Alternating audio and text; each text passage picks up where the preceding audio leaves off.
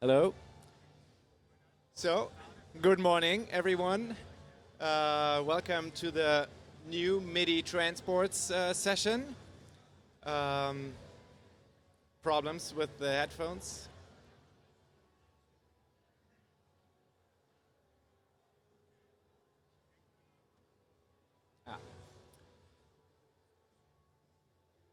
Okay. So, my name is Florian Baumers. I run my own company, Baum Software, making MIDI products. And in the MIDI Association, I'm the chair of the Transports Working Group, which covers all the technologies that I'm going to talk about today. So, what is a transport anyway? MIDI DIN, the good old trusted MIDI cable. USB, that's also a MIDI transport, also used for lots of other things, of course. Ethernet, that's a fairly recent MIDI Association standard. And Bluetooth LE is also used more and more for MIDI. And of course, there are other standards and also APIs on an operating system. You might also call a standard a transport. So, today, I'm covering Web MIDI 2.0, BLE MIDI 2.0, and any updates for the network MIDI specification. So, Web MIDI 2.0, the general idea of Web MIDI is to allow web pages to access MIDI devices that are connected to a computer, and then you can run it as a local application. For example, device editors, sequencers, or any kind of MIDI software can run in a browser. It makes it platform independent and convenient and easy to create. The Web MIDI 1.0 standard was created more than 10 years ago. It's available in Chrome and since recently also in Firefox. However, the Web MIDI API was not developed in the MIDI Association. The W3C takes care of all web standards, so that's where it was worked on and eventually made a standard. Currently, the W3C has started work again on the Web MIDI 1.0 API to fix some issues that they saw with regards to security.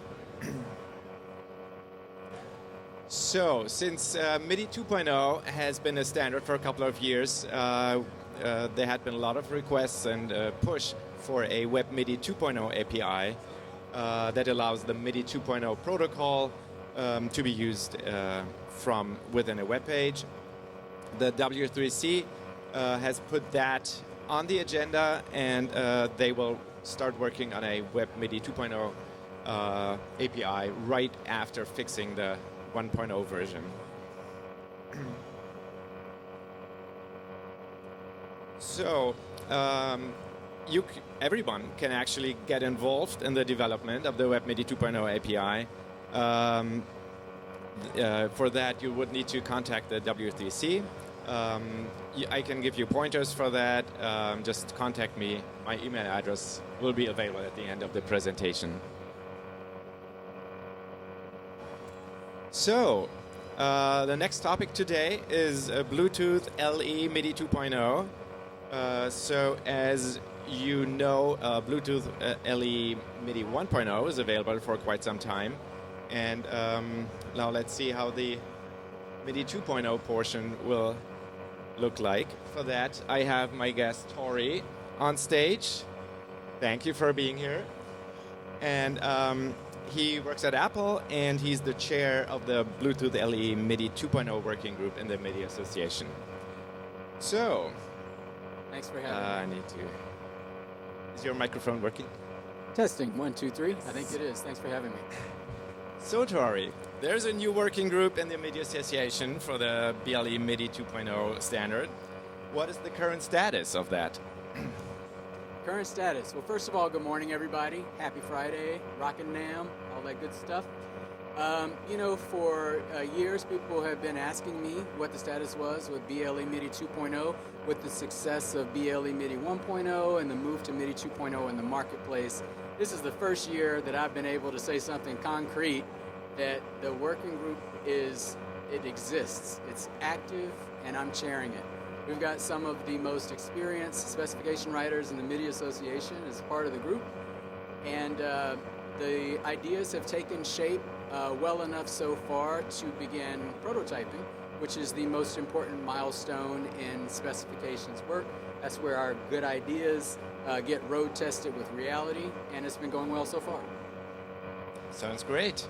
So now, I think what everybody wants to know is, when will we see the first BLE MIDI 2.0 products?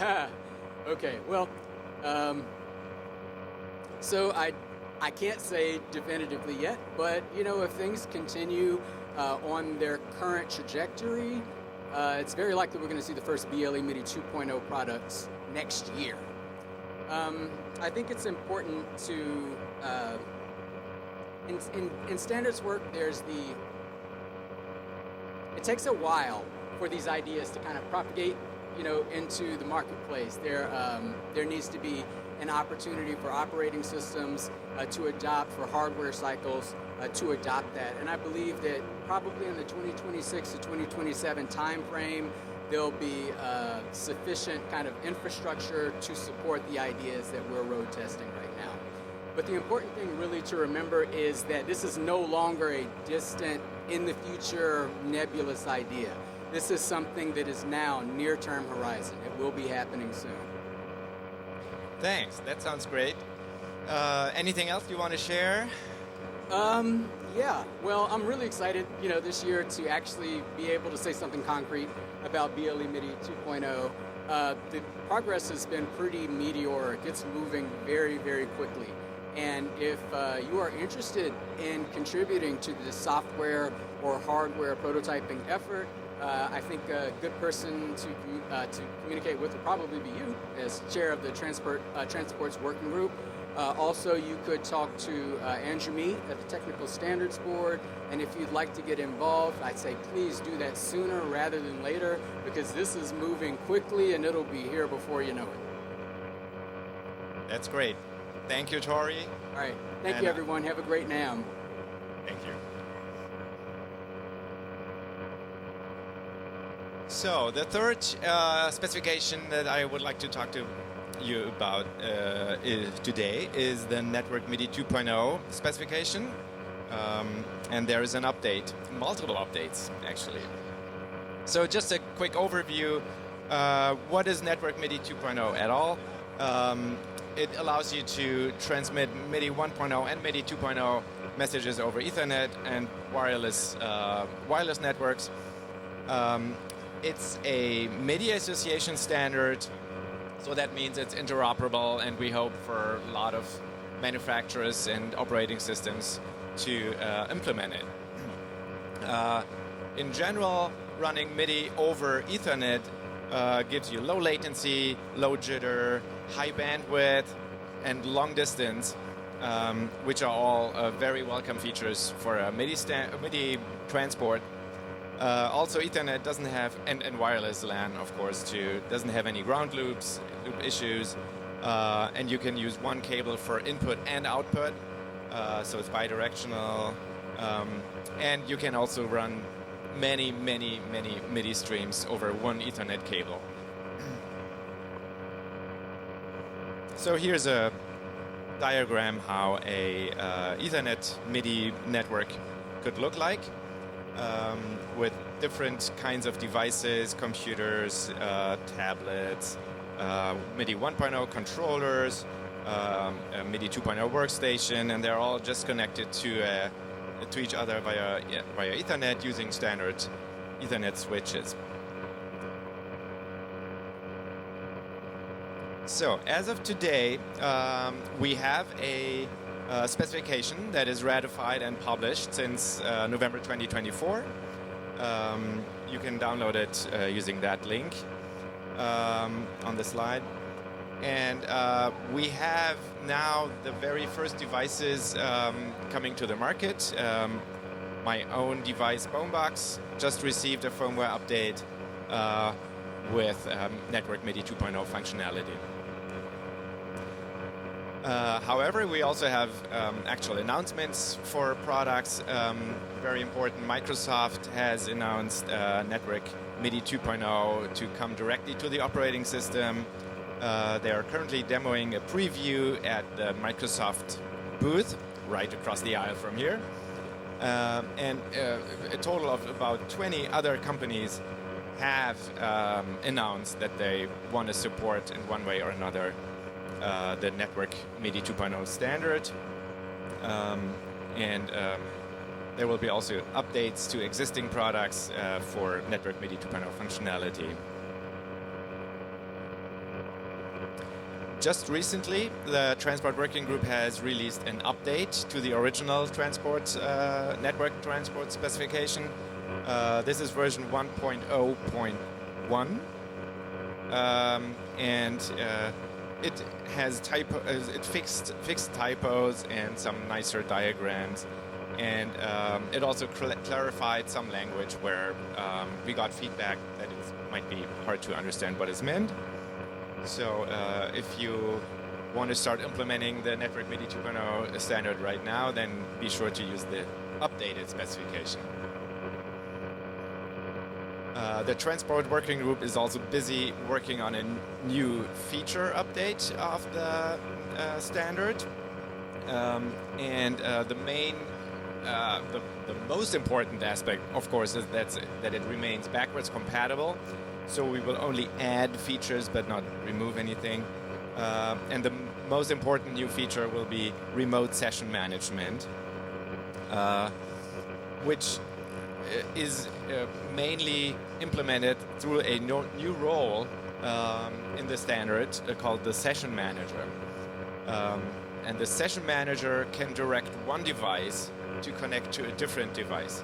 So the session manager is sort of a director telling other devices how to connect and how to route their MIDI streams, which makes it possible to have a central control of all devices available in the network. So you don't need to run around and click connect and things like that. It's all controlled over the network from the central session manager. That also allows you to have persistent network setups. So you set it up once, and every time you boot up your devices, the session manager will re-establish your existing connections that you had previously set up. For that to work, the specification will also allow the session manager to get the current status, the connection status of all devices that are reachable on the Ethernet network. And what we really tried hard to make work in a sensible fashion is that multiple session managers can act on the network at the same time. So you may have a DAW doing sort of the master control of the network connections, but then maybe you walk around and then want to do a quick fix. So you can pull out your tablet and have a session manager running on that, fix that connection, and then the central session manager and the DAW should automatically get the information that now there is a changed connection and integrate that into its setup. So for more information about Network MIDI 2.0 in general or this update, there's a Network MIDI booth right across the aisle over there. I'll be there. You can ask me any questions there. And right next to it is the Microsoft booth, where Pete and Andrew and others will be happy to answer any questions and demo the Network MIDI 2.0 preview in the Windows operating system. And also very important and exciting news is that Microsoft will ship MIDI 2.0 services in Windows starting from next week. So Yes, you can see all that at the small Microsoft booth over there. And for more information, if you want to get involved with Network MIDI 2.0, there's an overview article on MIDI.org. You can use that link to go there. And that's all I'm going to talk about today.